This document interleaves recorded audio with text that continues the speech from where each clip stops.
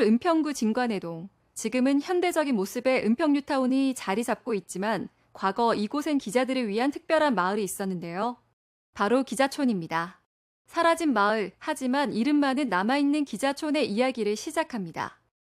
기자촌은 은평구 진관해동 175번지 일대에 있던 마을로 기자들의 집단 거주 마을인 데서 그 이름이 유래되었습니다. 1970년대는 서울이 급격한 도시화와 인구 집중으로 주택 부족 문제가 심화된 시기였는데요. 그래서 도시 외곽에 새로운 주거지 개발이 필요했고 은평구는 당시 서울 외곽에 위치해 비교적 넓은 부지를 확보할 수 있었습니다. 정부와 언론사들은 기자들의 안정적인 주거 환경을 제공하고자 기자촌을 계획했는데요.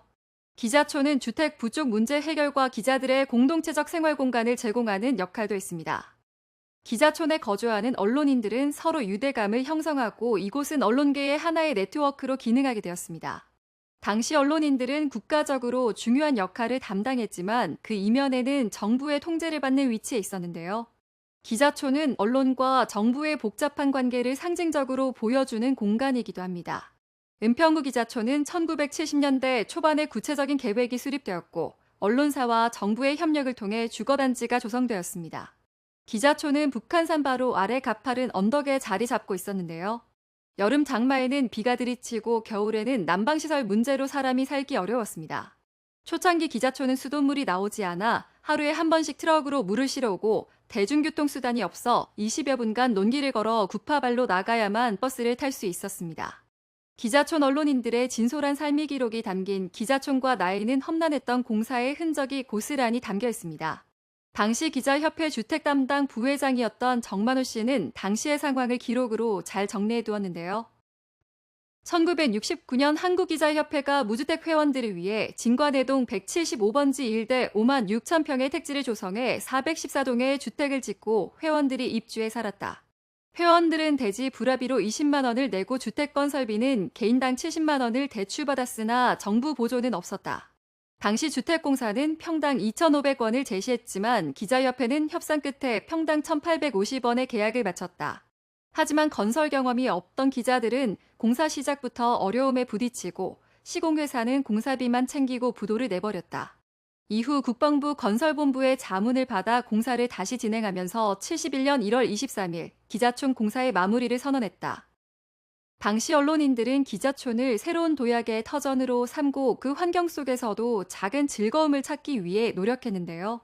기자촌에는 내노라 하는 언론인들과 기자 출신 문인들도 많이 살았습니다. 기자촌은 언론이 공동체를 위한 주거단지로서 특정 직군을 위한 맞춤형 주거지였다는 점에서 의미가 있는데요. 또한 서울의 도시화 과정에서 은평구가 새로운 주거지역으로 개발되는 계기가 되기도 했습니다. 하지만 시간이 흐르며 기자촌도 변화를 겪기 시작하는데요.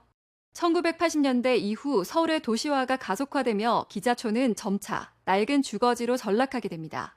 주택의 구조가 오래되어 안전 문제가 제기되었고 도로, 하수도 등 기반 시설 역시 낡아 현대적 도시 환경과는 어울리지 않았습니다. 점차 입주민이 줄어들고 1990년대 후반 퇴직 언론인들이 중심을 이루다가 2000년대가 돼 44가구 정도만 남게 됐는데요.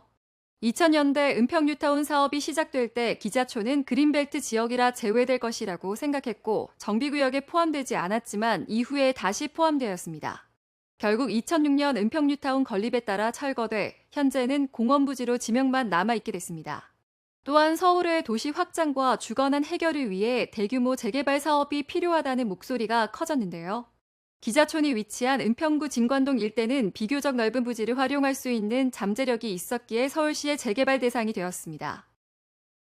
기자촌은 서울시의 재개발 정책과 주거환경 개선 사업에 따라 은평뉴타운으로 변화했으며 이는 단순한 주거지의 재개발을 넘어 도시 환경 개선과 현대적 인프라 구축이라는 목표를 실현한 대표적 사례로 자리 잡았습니다.